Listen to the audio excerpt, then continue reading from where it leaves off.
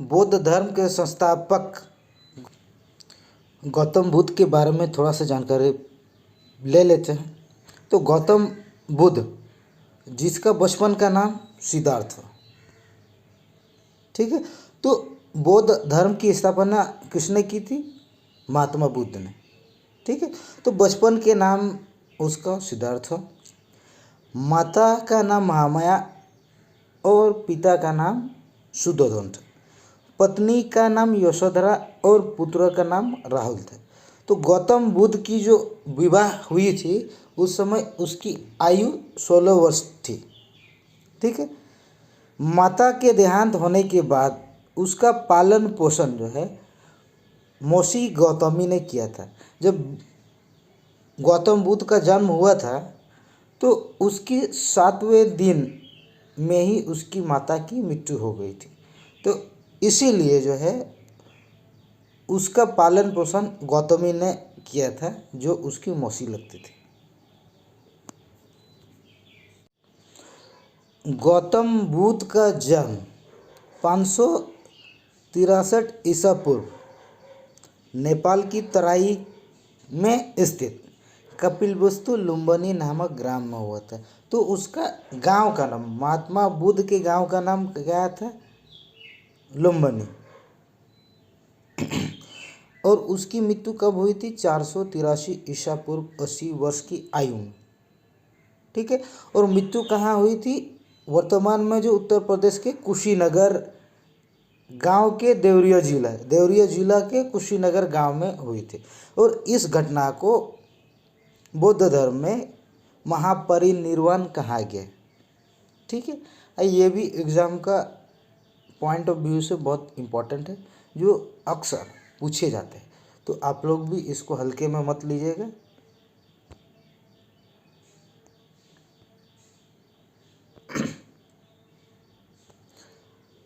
तो अभी देखिए, बौद्ध के जो अनुयायी थे उसको 2 भागों में विभाजित करते थे, ठीक है। तो बौद्ध के अनुयायी को 2 भागों में विभाजित किया जाता है, ठीक है। तो एक को क्या कहते हैं? भिक्षुक, और एक को उपासक। तो भिक्षुक कौन लोग होते थे, ठीक है। तो बौद्ध धर्म में भिक्षुक किसको कहा गया? तो बौद्ध धर्म का प्रचार के लिए जो लोग जो है गृह त्याग करते थे, संन्यास ग्रहण करते थे, उसको क्या कहा गया बौद्ध धर्म में? उसको भिक्षुक कहा गया। और जो बौद्ध धर्म भी मानना चाहते और घर भी नहीं छोड़ना चाहते, तो उसके लिए जो है घर में रहकर भी वे बौद्ध धर्म को अपना सकते थे। और ऐसे बुद्ध को जो है उपासक कहा गया। और भिक्षुक जो गृह त्याग सकते थे और गृह त्याग कर संन्यास जीवन बिताने वाले को भिक्षुक कहा गया। आई थिंक आप लोग दोनों जो है टॉपिक को समझ गए होंगे। बढ़ते हैं, ठीक है। तो बुद्ध की जो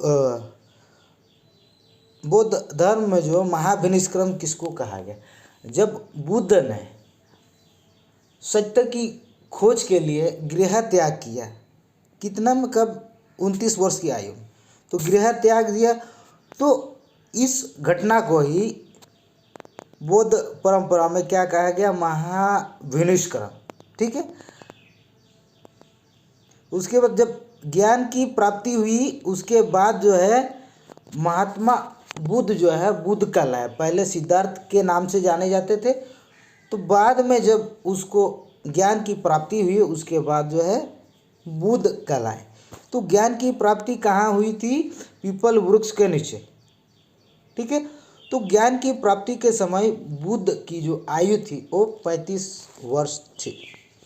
ज्ञान प्राप्ति के बाद सिद्धार्थ क्या कहलाए? बुद्ध कहलाए, ठीक है। तो निरंजना नदी के किनारे ज्ञान प्राप्त हुआ था। अलारकलाम सिद्धार्थ के प्रथम गुरु थे। अलारकलाम से गौतम बुद्ध ने सांख्य दर्शन की शिक्षा ली। इससे क्वेश्चन बन सकते हैं कि गौतम बुद्ध ने सांख्य दर्शन की शिक्षा कहाँ से ली थी? आप लोग फंस जाएंगे। तो इसको जो है अच्छा से देखिएगा, क्योंकि आज कल जो एग्जाम में जो है सरल टॉपिक नहीं पूछ रहे हैं, थोड़ा सा उटपटांग यानी कि घुमा फिरा के पूछा है। तो आप लोग इसको जरूर से देखिएगा। सिद्धार्थ ने राजगीर के रुद्रकामपुर से योग दर्शन की शिक्षा ग्रहण की थी। ठीक है, योग दर्शन की शिक्षा कहाँ से ली थी? वो राजगीर के रुद्रकामपुर से।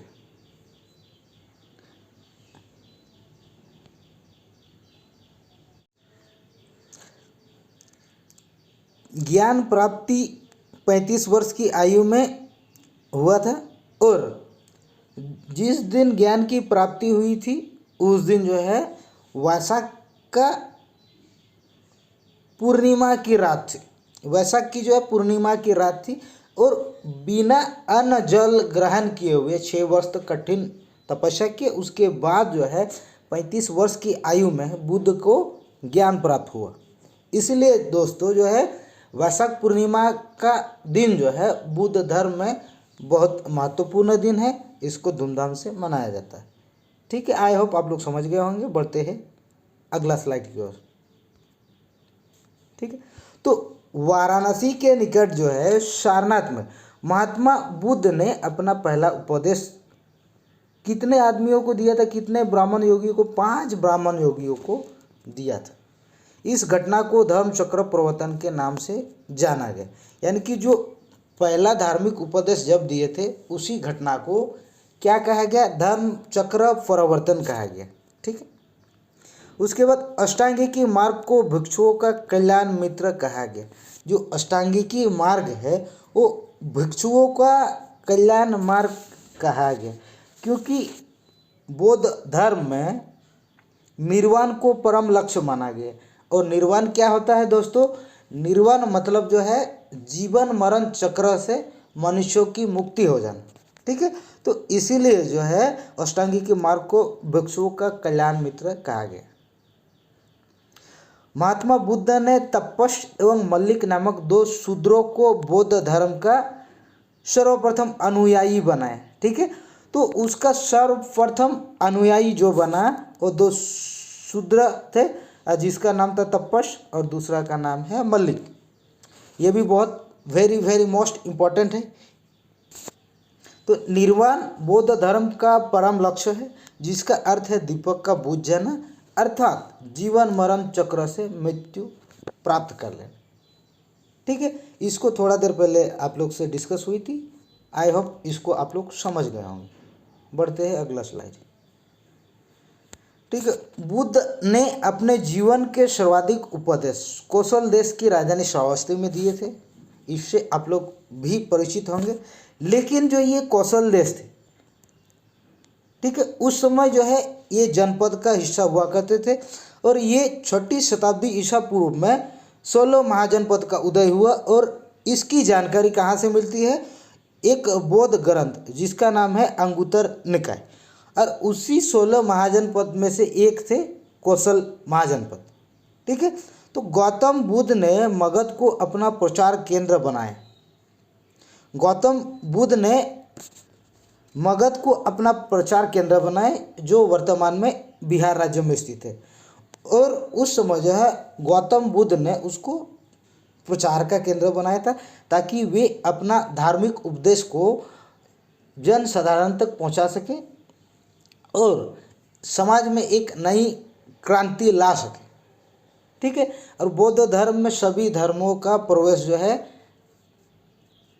की अनुमति थी। इसमें किसी के साथ जो है पक्षपात नहीं किया जाता था, सभी जातियों को धर्म में प्रवेश की अनुमति थी। तो बौद्ध धर्म ने पुरातन वैदिक ब्राह्मण धर्म के अनेक दोषों पर प्रहार किया, इसलिए इनको सुधार वाला आंदोलन भी कहा गया।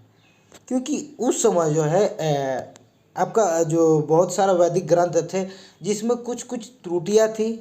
ठीक है, और कुछ कुछ त्रुटियां थी जो बौद्ध धर्म उसको दूर करना चाहते थे। इसलिए इस धर्म को जो है आंदोलन के रूप में कहा गया।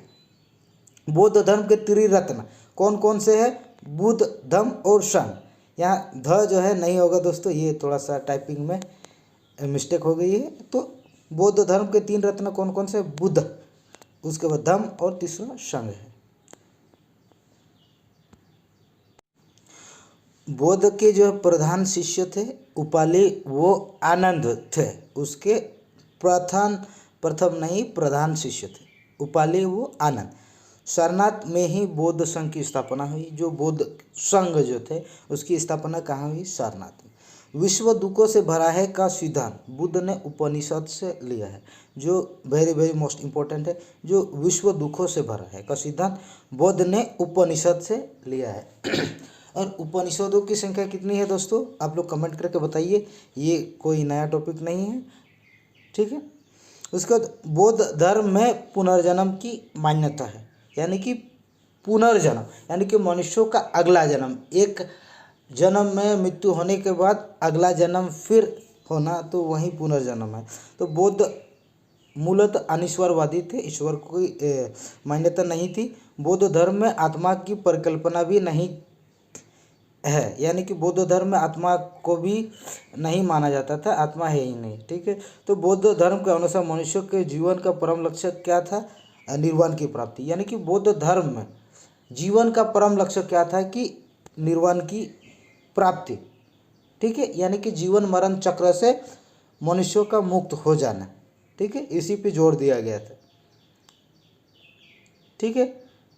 बढ़ते हैं आगे। तो गौतम बुद्ध के अनुयायी शासक कौन कौन थे? ये जो है वेरी वेरी मोस्ट इम्पोर्टेंट है, जो बहुत बार पूछे जा चुके हैं। तो आप लोग इसको हल्के में मत लीजिएगा, इसको अच्छा से देखिएगा और एग्जाम में जाइएगा, क्योंकि इससे एक ना एक क्वेश्चन आ सकते हैं और आपको जो है एग्ज़ाम में बाकी लोगों की तुलना में बढ़त बना सकते हैं, ठीक है। तो उसके जो अनुयायी शासक, जो उसके मानने वाले शासक कौन कौन थे? बिंबिसार थे, प्रोसेनजीत थे, उदयन थे और एक कनिष्क था, ठीक है। बढ़ते हैं। तो बौद्ध संघ में ऋणी व्यक्तियों का प्रवेश वर्जित था, जो उधार लेते थे, ठीक है। तो उसका बौद्ध धर्म में जो है प्रवेश वर्जित था। और जो व्यापार के लिए ऋण लेते थे उसका समाज में निंदा नहीं की गई और उसका समाज में स्थान दिया गया, ठीक है। बौद्ध धर्म के जो है 3 पिटक के जो ग्रंथ है, ये सूत पिटक, विनय पिटक और अभिधम पिटक, इसकी चर्चा की जा चुकी है, ठीक। और इसकी भाषा क्या थी दोस्तों? इसकी भाषा पाली थी। सूत पिटक, विनय पिटक, अभिधम पिटक, इन तीनों पिटकों को एक साथ क्या कहा गया? त्रिपिटक, और इसकी भाषा पाली थी। चलिए बढ़ते हैं। उसके बाद ये भी one of the most important topic है, वेरी वेरी मोस्ट इम्पोर्टेंट, क्योंकि इससे जो है बहुत सारे क्वेश्चन बन सकते हैं। प्रथम बौद्ध संगति, यानी कि बौद्ध सभा जब हुई थी तो उसके क्या क्या महत्वपूर्ण बिंदु थे, उसको थोड़ा सा चर्चा करेंगे विस्तार से, ठीक है। जो शासनकाल किसका था? अजातशत्रु, ठीक है। अजातशत्रु का शासनकाल में प्रथम बौद्ध संगति हुई थी। वो हर्यक वंश के शासक थे और मगध साम्राज्य में हर्यक वंश शासन करता था, ठीक है। उसके बाद देखिए बौद्ध संगति कहाँ हुई थी? राजगृह में हुई थी, बट राजगृह के कौन सा प्रॉपर जगह में हुई थी? वो हुई थी आपका सप्तपर्णी गुफा में, ठीक है। अजातशत्रु जैन धर्म का अनुयायी था और प्रथम बौद्ध संगति कब हुई थी? 483 ईसा पूर्व। वे अजातशत्रु जो बौद्ध धर्म का अनुयायी होते हुए भी उसने प्रथम बौद्ध संगति अपने जो है शासनकाल में अपने राज्य में करवाई। तो इससे क्या पता चलता है कि उस समय जो है धार्मिक प्रवृत्ति कैसी थी, ठीक है। क्योंकि एक धर्म का होते हुए भी उसमें दूसरा धर्म को जो है प्रचलन का अलाउ किया, ठीक है। तो इससे जो है ये मालूम चलता था कि उस समय जो है समाज में और भी धर्म थे और जिसको जो है राजा महाराजा लोग जो है अलाउ करते थे मानने के लिए, ठीक है। और इसके अध्यक्ष कौन थे? ये भी बहुत इंपॉर्टेंट है, यहाँ स्लाइड में नहीं लिखा हुआ, आप लोग इसको कॉपी में नोट डाउन कर सकते हैं, ठीक है। इसके अध्यक्ष थे महाकश्यप, ठीक है। आई होप आप लोग इस सेशन को अच्छे से समझे, मज़ा लिए होंगे। और अगर वीडियो को पसंद आ रही है तो दोस्तों सेशन को लाइक करें, सब्सक्राइब करें, शेयर करें, ताकि सभी को इस वीडियो का नोटिफिकेशन मिल जाया करेगा और उसको भी इस सेशन का लाभ मिल सकेगा। चलिए दोस्तों, जय हिंद, मिलते हैं अगले वीडियो में।